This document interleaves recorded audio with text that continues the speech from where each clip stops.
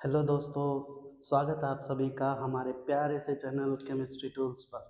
दोस्तों, आज है एलएचसी सीरीज का हमारा थर्ड लेक्चर, जिसमें हम ये डिस्कस करने जाएंगे कि एलिमेंट अपना ऑक्टेट कंप्लीट करता है तो किन किन रास्तों से करता है, जिसमें से दो रास्ते हमने लास्ट वीडियो के अंदर डिस्कशन कर चुके हैं, है ना।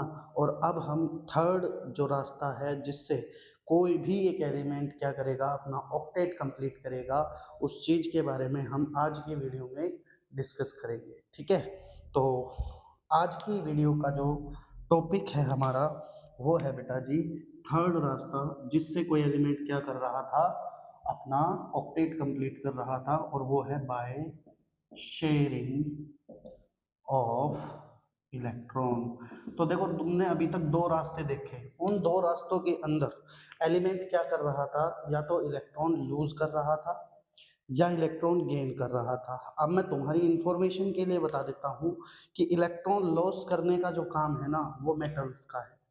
इसीलिए जो मेटल्स हैं वो इलेक्ट्रॉन लॉस वाला रास्ता अपनाएंगे ऑक्टेट को अचीव करने के लिए। और जो नॉन मेटल्स होते हैं ना, वो क्या करते हैं बेटा जी, वो इलेक्ट्रॉन को एक्सेप्ट करते हैं। तो इलेक्ट्रॉन एक्सेप्ट करके कैसे ऑक्टेट कंप्लीट करना है, ये रास्ता कौन अपनाएगा, नॉन मेटल अपनाएगा। ठीक है, तो अब सवाल ये उठता है कि अगर कोई एलिमेंट ना तो इलेक्ट्रॉन लॉस कर सके और ना ही इलेक्ट्रॉन गेन कर सके, तो क्या ऐसा रास्ता है जो वो अपनाएगा अपना ऑक्टेट कंप्लीट करने के लिए। तो इस चीज को समझाने के लिए मैं तुम्हारे सामने एग्जाम्पल ले रहा हूं, किसका, कार्बन का। ठीक है जी, कार्बन के पास कितने इलेक्ट्रॉन हैं, देखो कार्बन के पास इलेक्ट्रॉन होते हैं वैलेंस शेल में 4, है ना। अगर मैं कार्बन की इलेक्ट्रॉनिक कॉन्फ़िगरेशन की बात करूं तो 2,4 इलेक्ट्रॉन होते हैं। तो अगर कार्बन को अपना ऑक्टेट कंप्लीट करना है तो उसको 4 इलेक्ट्रॉन की और जरूरत है ना। अब तुम देखो, अगर वो 4 इलेक्ट्रॉन को लूज करना चाहे तो भी नहीं कर सकता, और 4 इलेक्ट्रॉन गेन करना चाहे तो भी नहीं कर सकता, है ना। क्योंकि मैक्सिमम या तो 3 ही इलेक्ट्रॉन लूज किए जा सकते हैं या 3 इलेक्ट्रॉन गेन किए जा सकते हैं। इससे ज्यादा इलेक्ट्रॉन गेन करना या लूज करना किसी एलिमेंट के बस की नहीं है। ठीक है, तो यहाँ पर जो कार्बन है ना, उसकी वैलेंस शेल में 4 इलेक्ट्रॉन होते हैं। अब इस कार्बन को भी भाई वही जिंदगी चाहिए, नोबल गैस इलेक्ट्रॉनिक कॉन्फ़िगरेशन चाहिए। तो ये भी कुछ ना कुछ रास्ता अपनाता है और देखता है किस तरीके से ये अपने ऑक्टेट को कंप्लीट कर सकता है। ठीक है, तो सॉरी, इसको दिखते हैं 4 हाइड्रोजन, है ना। इसको दिखते हैं 4 हाइड्रोजन कुछ इस प्रकार से, ऐसे। अब हाइड्रोजन के पास एक एक इलेक्ट्रॉन होता है, तुम लोगों को पता ही है ना। तो इस कार्बन के क्या मन में आती है, इस कार्बन की ये मन में आती है कि यार, अब ना तो हम इलेक्ट्रॉन लूज कर सकते हैं और ना ही गेन कर सकते हैं। तो ये इस हाइड्रोजन कहता है कि भाई एक काम करते हैं, तुझे 2 इलेक्ट्रॉन चाहिए और मुझे 8 इलेक्ट्रॉन चाहिए। तो क्यों ना एक काम करते हैं, अपन दोनों खेलते हैं शेयरिंग शेयरिंग।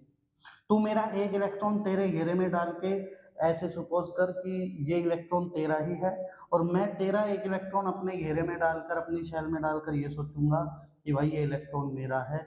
ऐसे में हम दोनों के दोनों संतुष्ट रहेंगे, और अपने 8 इलेक्ट्रॉन को कंप्लीट करके मैं भी बढ़िया तरीके से रहूंगा, और तू अपना डुप्लेट कंप्लीट करके यानी 2 इलेक्ट्रॉन कंप्लीट करके तू भी खुश रही। ऐसे करके वो क्या करते हैं भैया जी, ऐसे में पहले हाइड्रोजन क्या करता है, कार्बन का एक इलेक्ट्रॉन अपने घेरे में लेकर अपना डुप्लेट कंप्लीट करता है कुछ इस तरीके से।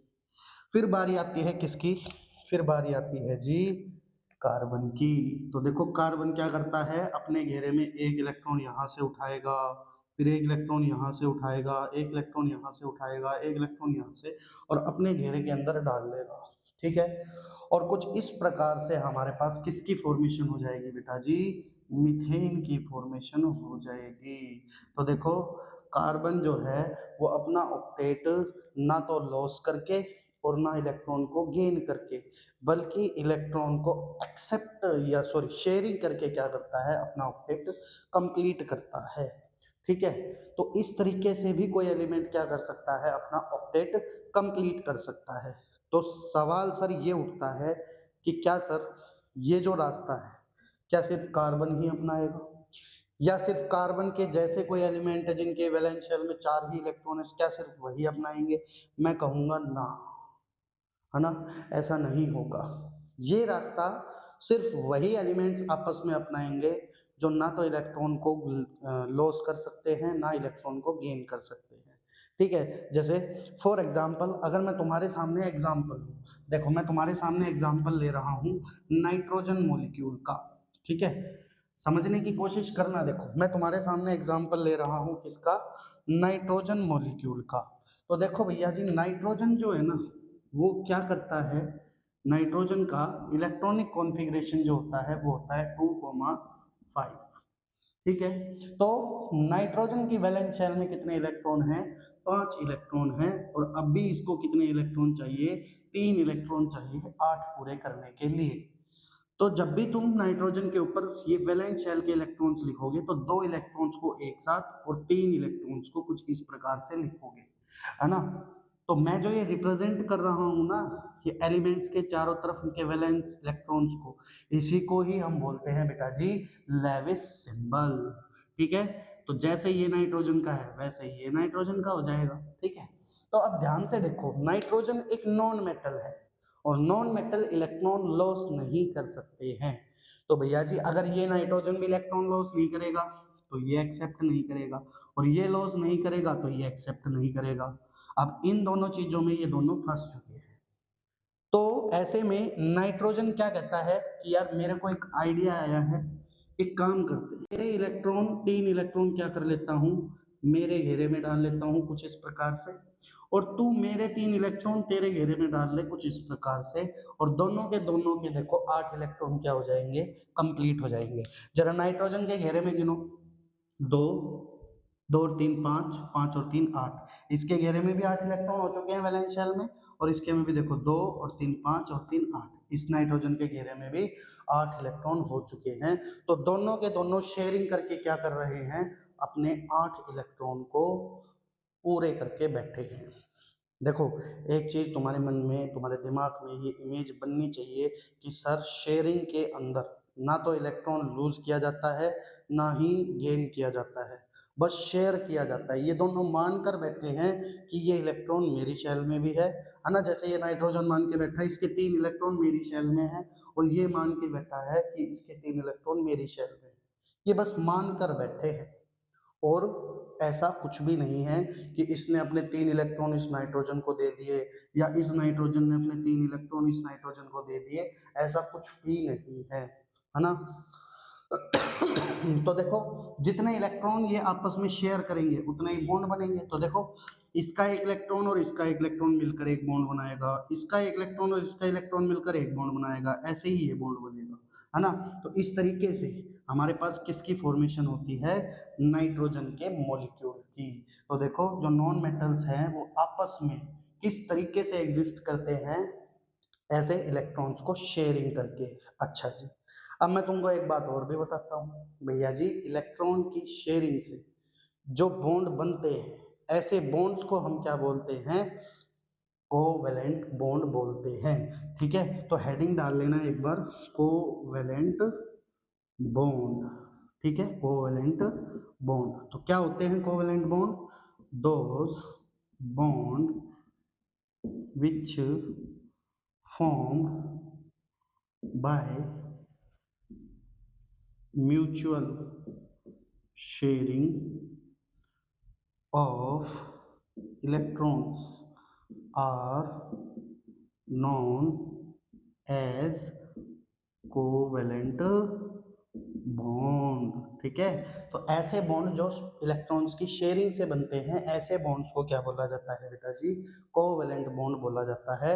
और ऐसे जो कंपाउंड हमारे पास बनते हैं, जो कोवेलेंट बॉन्ड जिनके अंदर प्रेजेंट होता है, ऐसे कंपाउंड को क्या बोला जाता है, कोवेलेंट कंपाउंड बोला जाता है। जैसे अभी अभी मैंने तुम्हारे सामने बात करी किसकी, CH4 की। तो CH4 क्या है, एक कोवेलेंट कंपाउंड है।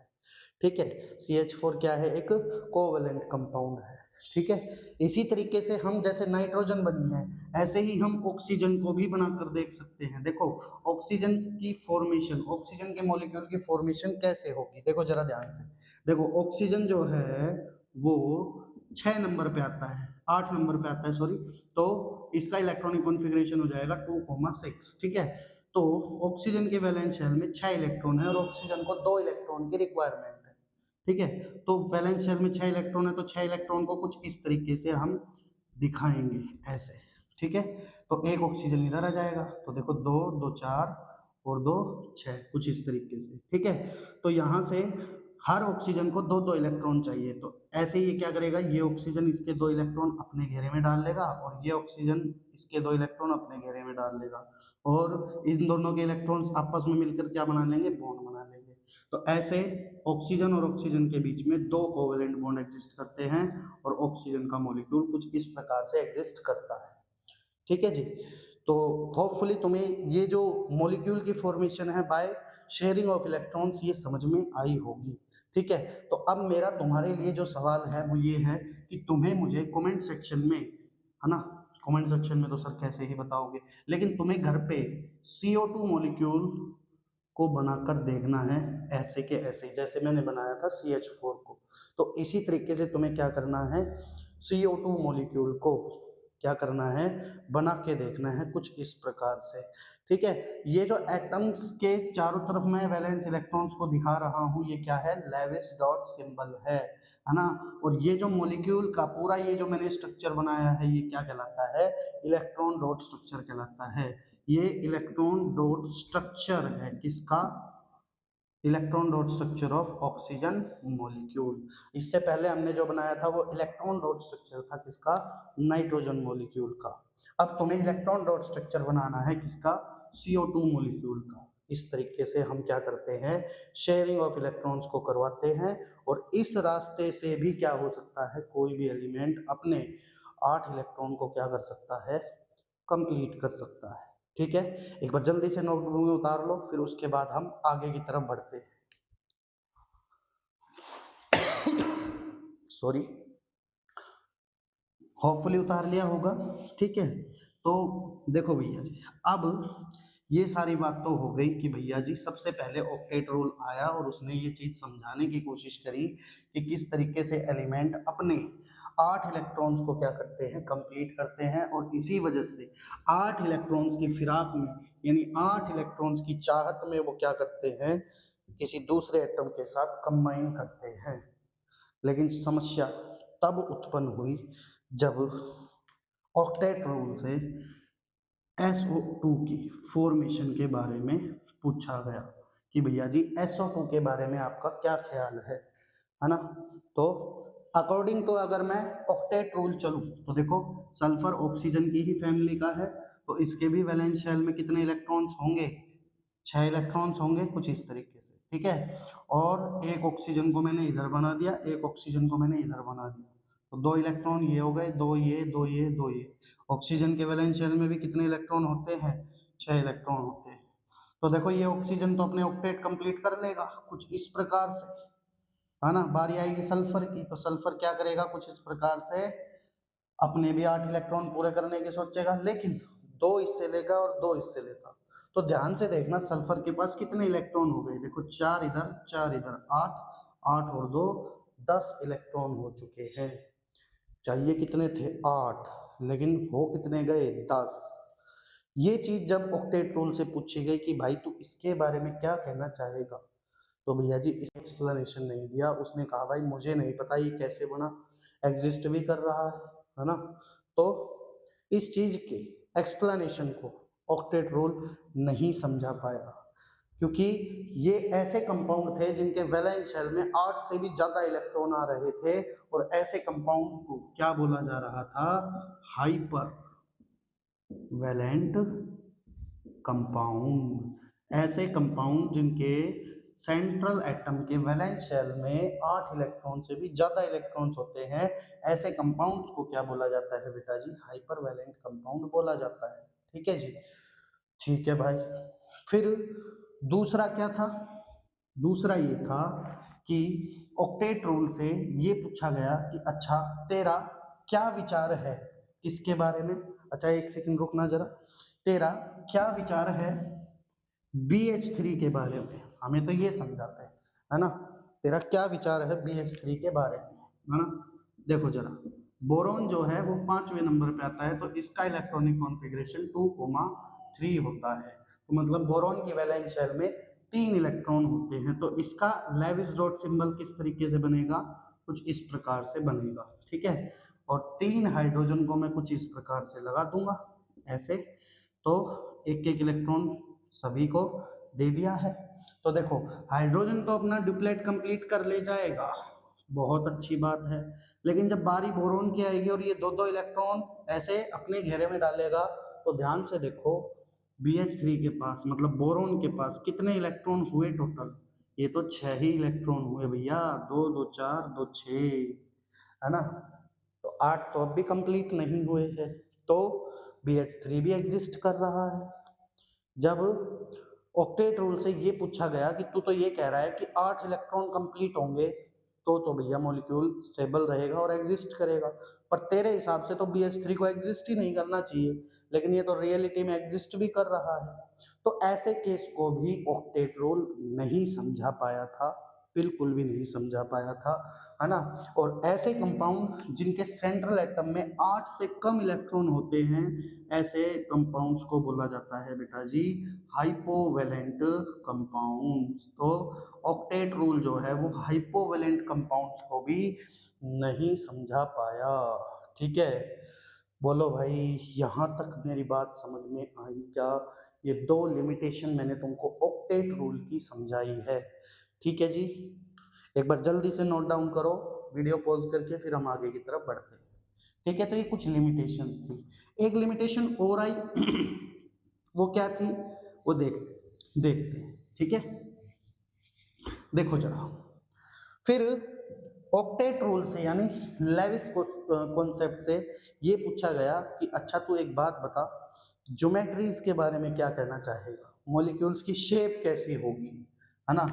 जैसे अगर मैं इस ऑक्टेट रूल से ये पूछूं कि CH4 की शेप कैसी होगी, स्पेस में कैसे एग्जिस्ट करेगा, है ना, या फिर SO2 की बता दे, या CO2 की बता दे, या किसकी बता दे, इसकी बता दे, HNO3 की बता दे, तो इन सब चीजों के बारे में मतलब कि ज्योमेट्रीज या शेप्स के बारे में कोई एक्सप्लेनेशन ऑक्टेट रूल के द्वारा नहीं दिया गया, और यहाँ पर आकर ऑक्टेट रूल की कहानियां समाप्त होने लगी।